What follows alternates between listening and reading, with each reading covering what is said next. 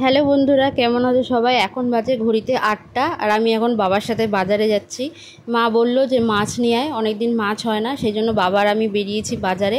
তো খিদে পেয়ে গেছিলো, আগেই এলাম মিষ্টির দোকানে। বাবা বলছে চল সিঙ্গারা খাই, তো এই দোকানটা থেকে সিঙ্গারা নেওয়া হলো। বাবার আমি সিঙ্গারা খাচ্ছিলাম আর ডিসকাস করা হচ্ছিলো যে মানে কোন বাজারে যাওয়া হবে। এখানে বেসিক্যালি গাইজ আমাদের এখানে 2-3টে মার্কেট আছে।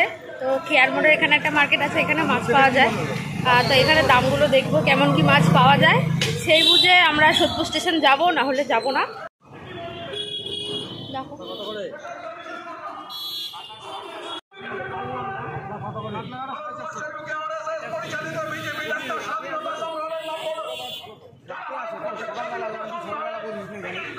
দু-তিন জায়গায় দেখার পর ফাইনালি বাবা বললো যে এই দোকানটা থেকে মাছ নেবে। মানে আমরা শুধু স্টেশনে যাইনি, কেয়ার মোড়ের যে বাজারটা বসে ওখানেই মাছ পেয়ে গেছিলাম। আর এখানে দামটা একটু কম, এর আগে 450, 350, 400 এরকম দাম বলছিল। তো এখানে কাটা 200 টাকা করে বলছিল। যাই হোক, মাছটা কিন্তু ভালো ছিল, বাড়িতে গিয়ে রান্না করে খেয়েছি, তো মাছটা নো ডাউট ভালো ছিল।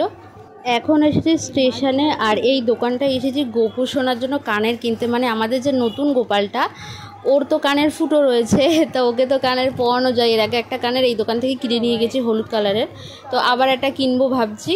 তো কি কানের কিনেছি সেটা তোমরা পরের ব্লগে দেখতে পারবে, কারণ পরে একটা ব্লগ ছাড়বো, সেটাতে দেখাবো। আর কানেরটা এখন কেনা হয়ে গেছে, এখন যাব আমরা বাজারের ভেতরে। এখন আমরা চলে এসেছি লস্যির দোকানে। তো বাবা বললো আমাকে লস্যি খাওয়াবে, তাই বাজারের ভিতরে একটা দোকান আছে।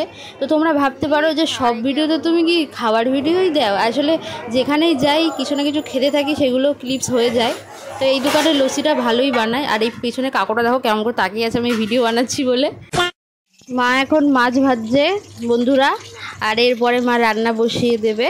আর এই দিকে দেখো আমাদের গরম গরম মাছের ঝোল একদম রেডি। তো একটু থালাটা খুলে তোমাদের দেখাচ্ছি।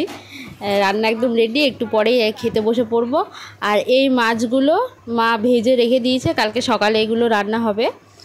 আর আমাদের ভাত দিয়ে দিয়েছে, এই যে গরম গরম ভাত আর মাছের ঝোল দিয়ে এখন ভাত খাওয়া হবে সবাই মিলে একসাথে। তো আজকের ব্লগটা এই পর্যন্তই, দেখা হবে তোমাদের সাথে পরের ব্লগে। ততক্ষণের জন্য সবাই ভালো থেকো, টাটা বাই।